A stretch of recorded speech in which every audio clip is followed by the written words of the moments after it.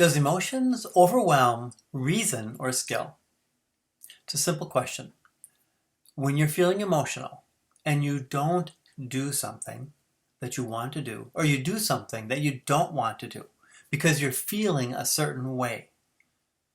Say you're feeling depressed and you don't want to go out to a party, but you do want to go to a party, but you don't go because you're feeling depressed.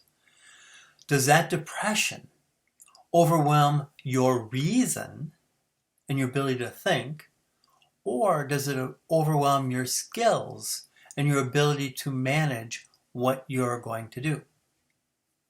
It's sort of, when you think about it that way, it can be confusing. It can be hard to understand, but I'm going to switch it for just a second. Suppose you have to go pee, urinate, go to the bathroom.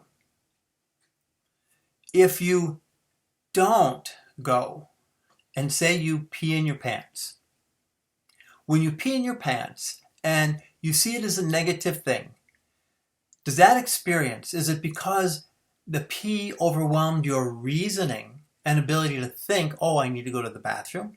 Or did it overwhelm your skills at managing how you're going to pee, or when or where?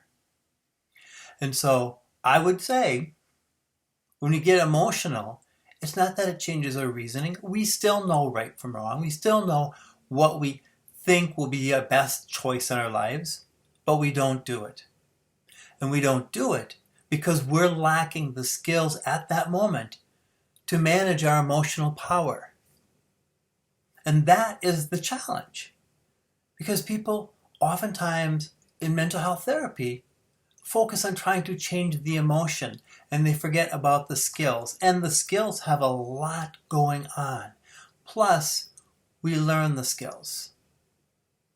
The reasoning, the thoughts, the experience is something that oftentimes is innate. We can't stop it. Like, if you will, we can't stop going to the bathroom. We can't stop peeing. But we can stop peeing in our pants. We can't stop feeling.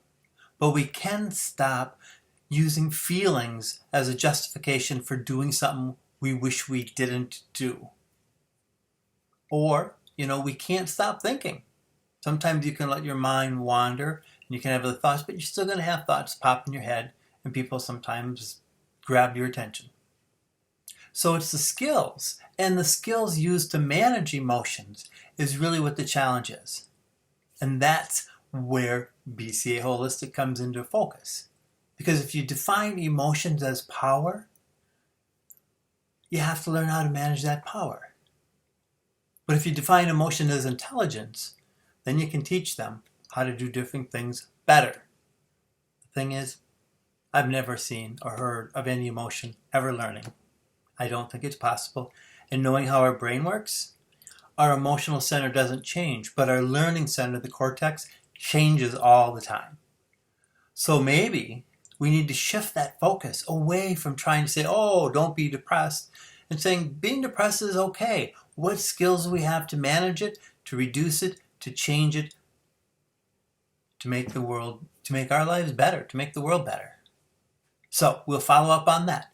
Skills or reason when it comes to emotions. We oftentimes know the right thing to do, but we are not skillful enough, for whatever reasons, to use our abilities, experience, memories, and insights to make empowering choices in our lives. It's a challenge. So let's try to develop some skills and get this emotional power more manageable and under control. Looking forward to talking to you soon. Thank you.